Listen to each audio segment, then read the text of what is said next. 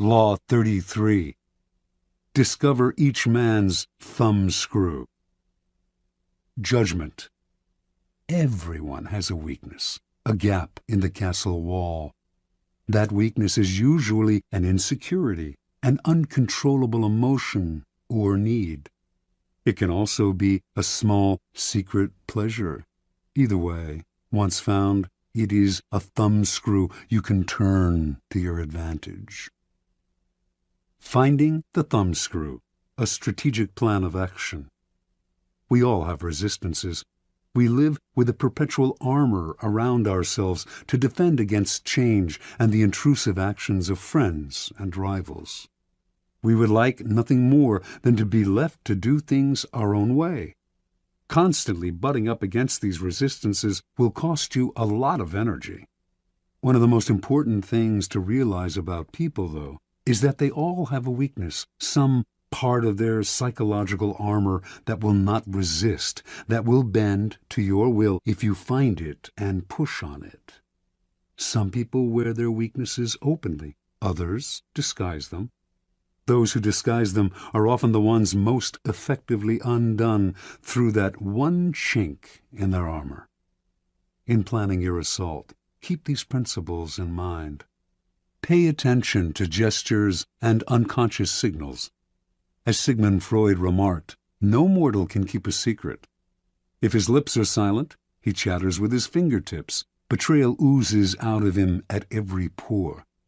This is a critical concept in the search for a person's weakness.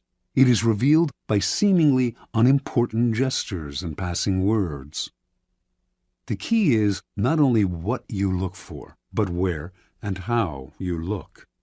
Everyday conversation supplies the richest mine of weaknesses, so train yourself to listen.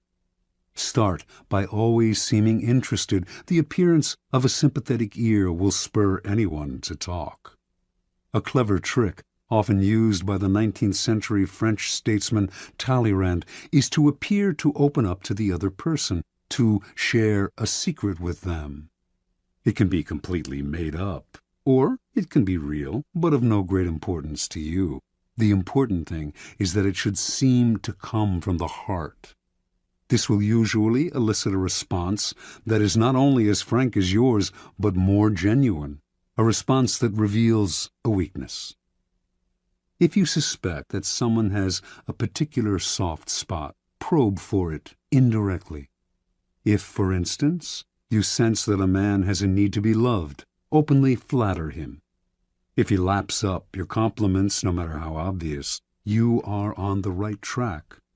Train your eye for details, how someone tips a waiter, what delights a person, the hidden messages in clothes.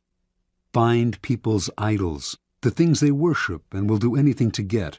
Perhaps you can be the supplier of their fantasies. Find the helpless child. Most weaknesses begin in childhood, before the self builds up compensatory defenses.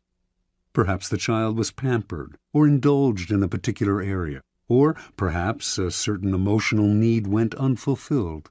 As he or she grows older, the indulgence or the deficiency may be buried, but never disappears. Knowing about a childhood need gives you a powerful key to a person's weakness. One sign of this weakness is that when you touch on it, the person will often act like a child. Be on the lookout, then, for any behavior that should have been outgrown. If your victims or rivals went without something important, such as parental support when they were children, supply it, or its facsimile. If they reveal a secret taste, a hidden indulgence, indulge it. In either case, they will be unable to resist you. Look for contrasts. An overt trait often conceals its opposite. People who thump their chests are often big cowards. A prudish exterior may hide a lascivious soul. The uptight are often screaming for adventure. The shy are dying for attention. By probing beyond appearances, you will often find people's weaknesses in the opposite of the qualities they reveal to you. Find the weak link. Sometimes in your search for weaknesses, it is not what, but who that matters. In today's versions of the court, there is often someone behind the scenes who has a great deal of power, a tremendous influence over the person superficially on top. These behind-the-scenes power brokers are the group's weak link.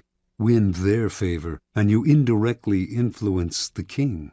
Alternatively, even in a group of people acting with the appearance of one will, as when a group under attack closes ranks to resist an outsider, there is always a weak link in the chain. Find the one person who will bend under pressure. Fill the void. The two main emotional voids to fill are insecurity and unhappiness. The insecure are suckers for any kind of social validation.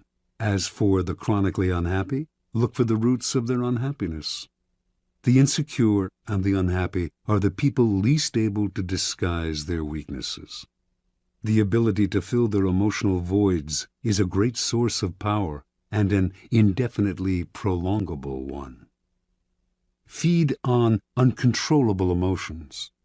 The uncontrollable emotion can be a paranoid fear, a fear disproportionate to the situation, or any base motive such as lust, greed, vanity, or hatred. People in the grip of these emotions often cannot control themselves, and you can do the controlling for them. Observance of the law. Arabella Huntington, wife of the great late 19th century railroad magnate Collis P. Huntington, came from humble origins and always struggled for social recognition among her wealthy peers. When she gave a party in her San Francisco mansion, few of the social elite would show up. Most of them took her for a gold digger, not their kind. Because of her husband's fabulous wealth, art dealers courted her, but with such condescension they obviously saw her as an upstart. Only one man of consequence treated her differently, the dealer Joseph Duveen. For the first few years of Duveen's relationship with Arabella, he made no effort to sell expensive art to her. Instead, he accompanied her to fine stores, chatted endlessly about queens and princesses he knew, on and on. At last, she thought, a man who treated her as an equal, even a superior, in high society. Meanwhile, if Duveen did not try to sell art to her, he did subtly educate her in his aesthetic ideas, namely, that the best art was the most expensive art. And after Arabella had soaked up his way of seeing things, Duveen would act as if she always had exquisite taste, even though before she met him her aesthetics had been abysmal. When Collis Huntington died in 1900, Arabella came into a fortune. She suddenly started to buy expensive paintings, by Rembrandt and Velázquez, for example, and only from Duveen. Years later, Duveen sold her Gainsborough's Blue Boy for the highest price ever paid for a work of art at the time, an astounding purchase for a family that previously had shown little interest in collecting. Interpretation. Joseph Duveen instantly understood Arabella Huntington and what made her tick. She wanted to feel important, at home in society.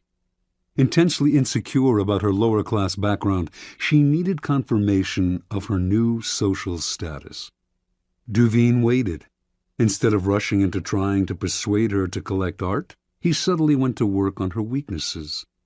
He made her feel that she deserved his attention not because she was the wife of one of the wealthiest men in the world, but because of her own special character, and this completely melted her. Duveen never condescended to Arabella. Rather than lecturing to her, he instilled his ideas in her indirectly. The result was one of his best and most devoted clients, and also the sale of the Blue Boy.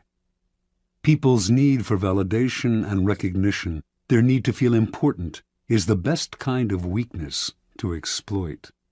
First, it is almost universal. Second, exploiting it is so very easy. All you have to do is find ways to make people feel better about their taste, their social standing, their intelligence.